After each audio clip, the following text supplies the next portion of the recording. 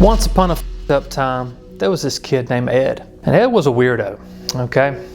Kids in school would say he would just burst out into laughter and talk to himself right there in class for everyone to see. Everyone knew he was a strange boy, ever since the beginning of school. As time went on, everyone would be shocked to see that Ed would inspire horror movie characters such as Norman Bates, Leatherface, and Buffalo Bill. This is the story of Ed Gein. What's up, Gein?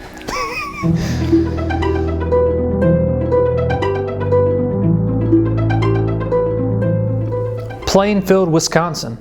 This took place way before all the serial killers of today existed. Back in like the 40s. Ed was a weird boy and had a weird upbringing as well.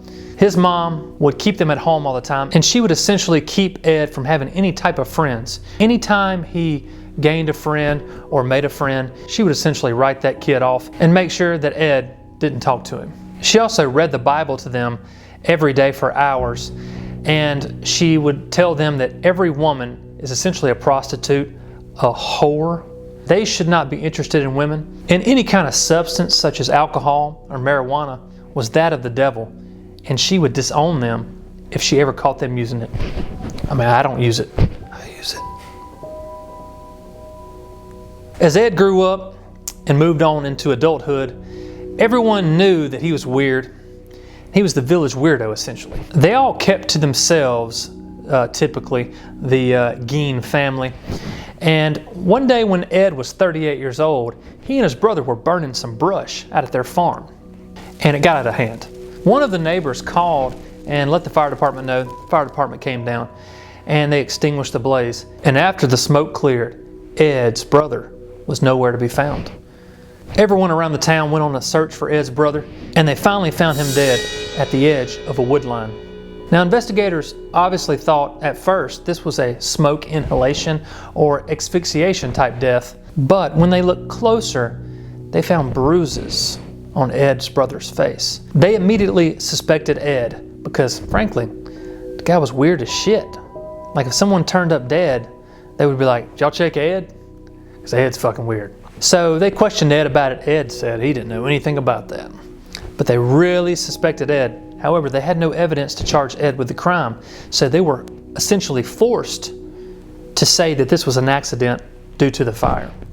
Now, after his brother died, he and his mom were on their own. And just a few years later, Ed's mom died. And Ed slipped into even a further state of psychosis after his mom died. Essentially, in the area that his mom lived in, the house, he boarded that up. He kept it pristine, if you will, and he lived only in the kitchen and a little side room off of the kitchen. And he did not keep that area up. It became disgusting, and he wouldn't even clean it. Not too many years after Ed's mom died, the local hardware store owner, Miss Warden, she disappeared. Her son happened to be the local county sheriff, and he immediately started investigating. He went over to the hardware store and he found the cash register open and blood on the counter and on the floor. He knew something heinous had happened to his mom. Now, they started asking everyone around the town what they had seen. They were interviewing everybody. Well, finally, this man that lived nearby said he was in the hardware store the day before she went missing. And it was around closing time, and he saw Ed Gein in the store as well. And as he checked out, he asked Miss Warden, did she have any antifreeze? And she did. And he said, well, I'll be back first thing in the morning for that antifreeze. Have a good night. So the sheriff started investigating this lead. This was decades ago. There were no video cameras or anything like that, but they did have the receipt history. So they looked at the receipt history, and wouldn't you know it, the last thing that was purchased, antifreeze. They knew Ed Gein was probably their man. They went right over to Mr. Ed's house. What they found was not only Miss Warden, but it was the most disgusting thing they've ever seen in their lives. All of them guaranteed. His house was full of human body parts. From the floor to the ceiling, Ed's house contained various body parts. He had fashioned lampshades made of human skin. He had made masks of human skin.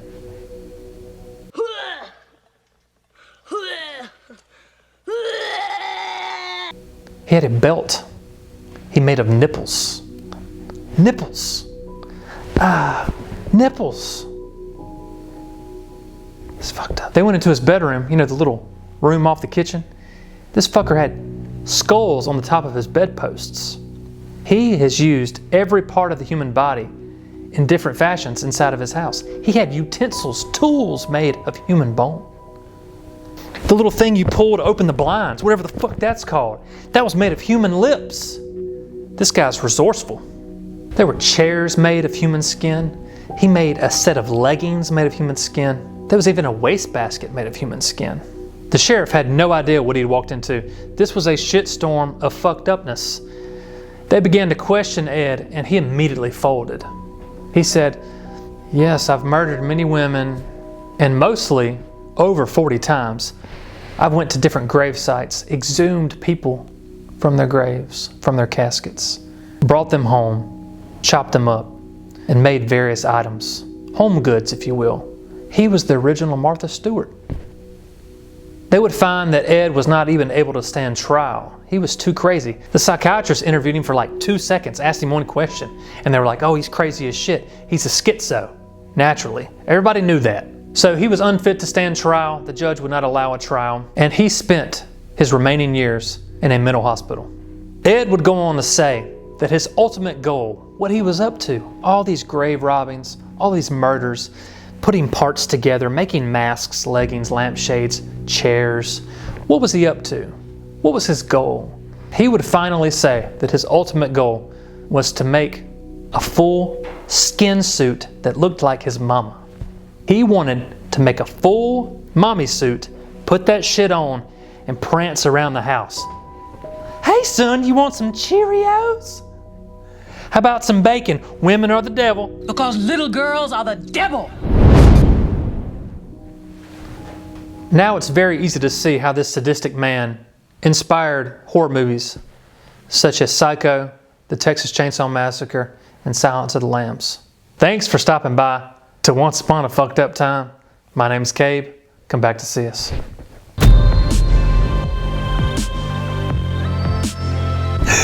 Oh shit.